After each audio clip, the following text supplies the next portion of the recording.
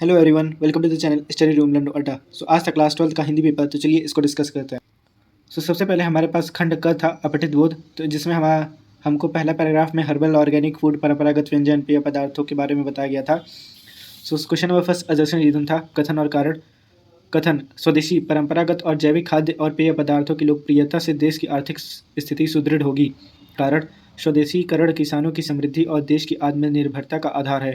तो बिल्कुल सही बात है, और कारण इसकी सही व्याख्या भी करता है, तो ऑप्शन नंबर सी सही होगा। कथन सही है और कारण उसकी सही व्याख्या है। क्वेश्चन नंबर 2 में ऑप्शन नंबर ए सही होगा। स्वदेशी भोजन एवं परंपरागत पेय का उपयोग करारा जवाब है। क्वेश्चन नंबर 3 में ऑप्शन नंबर डी सही होगा। फर्स्ट और थर्ड यहाँ पे मैंने अंडरलाइन भी किया हुआ है, बिक्री और उसके साथ नीचे लोकप्रिय बनाया जा सकता है उपलब्ध कर कर। इसका ऑप्शन नंबर डी सही होगा, फर्स्ट एंड थर्ड। दूसरे पैराग्राफ में हमारे पास पिता और बच्चों की परवरिश को लेकर पैराग्राफ दिया गया था। क्वेश्चन नंबर फर्स्ट में कथन और कारण एजर्शन रीजन। कथन: पिता सदैव कठोर व्यवहार से घर को संचालित नहीं करता। बिल्कुल सही है। कारण: बच्चों की गतिविधियों में पिता का सौम्यतापूर्ण भागीदारी और सहयोग रहता है। बिल्कुल सही है और इसकी व्याख्या भी सही करता है। तो क्वेश्चन ऑप्शन नंबर सी सही होगा। कथन सही है और कारण उसकी सही व्याख्या है। क्वेश्चन नंबर सेकंड में अच्छी और सुसंस्कृत संतान के लिए अपेक्षित है। ऑप्शन नंबर सी बच्चों के पालन पोषण में माता पिता दोनों की सहभागिता। क्वेश्चन नंबर 3 आज की युवा पीढ़ी में कौन सा सकारात्मक परिवर्तन आया है। बच्चों की परवरिश में माता को पिता का पूर्ण सहयोग मिलना। ऑप्शन नंबर बी करेक्ट है। फिर उसके बाद खंड ख में व्याकरण में क्वेश्चन नंबर 3 फर्स्ट एक ललित निबंध लिखो जो 4 पन्नों से कम न हो। संज्ञा पदबंध छाट कर लिखनी थी, तो इसमें एक ललित निबंध सही है। क्वेश्चन नंबर सेकंड में वह इतनी सी बात भी समझ नहीं सकता है। क्रिया पदबंध, तो जो इसमें क्रिया है वही पदबंध बन जाएगी, समझ नहीं सकता है। फिर क्वेश्चन नंबर थर्ड भाई साहब ने अपने दर्जे की पढ़ाई का भयंकर चित्र खींचा था। इसमें आप लोग ध्यान रखेंगे कि चित्र को अंडरलाइन नहीं किया गया है तो ये संज्ञा पदबंध नहीं होगा। भयंकर तक अंडरलाइन किया गया है तो भयंकर हमारा विशेषण है, तो इसका विशेषण पदबंध होगा। क्वेश्चन नंबर 4 ततारा नीचे की तरफ फिसलने लगा। इसमें क्रिया विशेषण नीचे की तरफ है और फिसलने लगा क्रिया पदबंध। क्वेश्चन नंबर 5 में पशु पर्व में हृष्ट पुष्ट पशुओं का प्रदर्शन किया जाता है। रेखांकित पदबंध का भेद लिखिए, तो इसमें हृष्ट पुष्ट पशुओं संज्ञा पदबंध होगा। क्वेश्चन नंबर 4 रचना के आधार पर वाक्य रूपांतरण। तो सफल खिलाड़ी का कोई निशाना खाली नहीं जाता। मिश्र वाक्य में बदलिए, तो जो खिलाड़ी सफल होता है उसका निशाना खाली नहीं जाता। यह मिश्र वाक्य है। मेरे दर्जे में आओगे तो दांतों पसीना आ जाएगा। इसको सरल वाक्य में रूपांतरित करना था, तो मेरे दर्जे में आने पर दांतों पसीना आ जाएगा। यह सरल वाक्य है। क्वेश्चन नंबर 3 में जैसे ही हेनरी 7वें की जगह 8वां लिखा वैसे ही सब नंबर गायब। ये मिश्र वाक्य है। जैसे और वैसे यह मिश्र में आते हैं। क्वेश्चन नंबर 4 अपनी बात पर चटपट कहो और अपनी राह लो। इसमें बीच में और लगा हुआ है, तो इसका मतलब यह संयुक्त वाक्य है। मैं तुमसे हमेशा 5 साल बड़ा रहूँगा। इसको संयुक्त वाक्य में बदलना है। मैं तुमसे बड़ा हूँ और हमेशा 5 साल बड़ा रहूँगा। यह संयुक्त वाक्य है।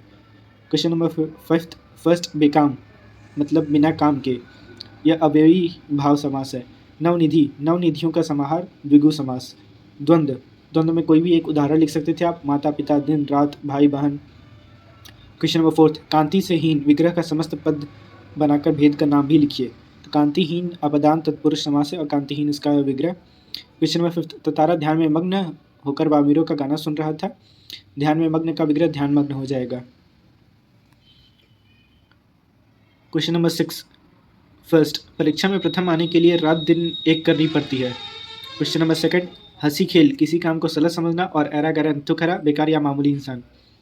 क्वेश्चन नंबर 3 पापड़ बेलना, तो इसका कोई भी एक वाक्य में आप प्रयोग करके लिख सकते थे। क्वेश्चन नंबर 4 बुरी तरह पीड़ा पहुंचाना। यह पिछली बार एमसीक्यू में आया था, तो इसका आंसर होगा खाल खींचना।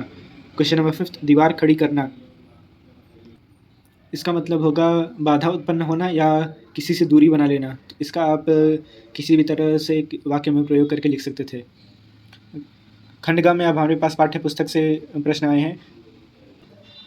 सबसे पहले हमारे पास ये गद्यांश था। गद्यांश में जो कबूतरों की कहानी थी उसके बारे में बताया गया है कि किस पर्यावरण पे। तो क्वेश्चन नंबर 1 लेखक पहले कहाँ रहता था और अब कहाँ रहने लगा। तो question number C Bombay Versova, क्योंकि अब वो वर्सोवा में रहने लगा था। Question number 2 option number A is correct प्राकृतिक वातावरण समृद्ध था। ध्यान रखिएगा इसमें हमको गद्यांश के आधार पर आंसर देना था, तो गद्यांश के आधार पर ही मैंने सब टिक लगाया हुआ है। कबूतरों की उदासी का कारण था।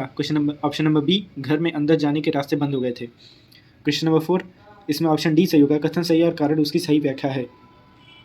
देखिए क्वेश्चन नंबर 5, गद्यांश के आधार पर बढ़ते शहरीकरण का क्या दुष्परिणाम निकला? तो इसमें ऑप्शन नंबर ए भी सही हो सकता है, लेकिन ऊपर लिख दिया गया है गद्यांश के आधार पर, तो इसमें ऑप्शन नंबर सी सही होगा, जीव जंतु घर से बेघर हो गए, क्योंकि हमारे पास इसमें पैराग्राफ में कबूतरों का बताया गया था और ऊपर जो बस्ती बस गई थी उसकी वजह से जो परिंदों का घर छीन लिया गया था उसके बारे में बताया गया है। तो इसमें ऑप्शन नंबर बी सी सही होगा, जीव जंतु घर से बेघर हो गए। और इसमें हमारे पास अब तुम्हारे हवाले वतन साथियों की पोयम थी, तो इसमें क्वेश्चन नंबर 1 का ऑप्शन नंबर सी सही होगा, देश की आन बान और शान का। Question number 2 option number C, युद्ध में घायल होना। ध्यान रखिएगा कि हमें जो पोयम दी गई हुई है उसके आधार पर उसकी जो मीनिंग निकलेगी उस पर हम लोगों को आंसर करना था, ना कि जो पोयम में डायरेक्ट दिया गया है उसके बारे में। क्वेश्चन नंबर 3 ऑप्शन नंबर ए सही होगा, कथन सही है और कारण उसकी सही व्याख्या है। Question number 4 option number B, आखिरी सांस तक देश की रक्षा करने का। Question number 5 option number D, बलिदान करना। कर चलिए हम फिदा जानो तन साथियों, पंक्ति में के संदर्भ में फिदा शब्द का अर्थ है डी, बलिदान करना। थैंक यू एंड जय Hind. All the best for your next exam.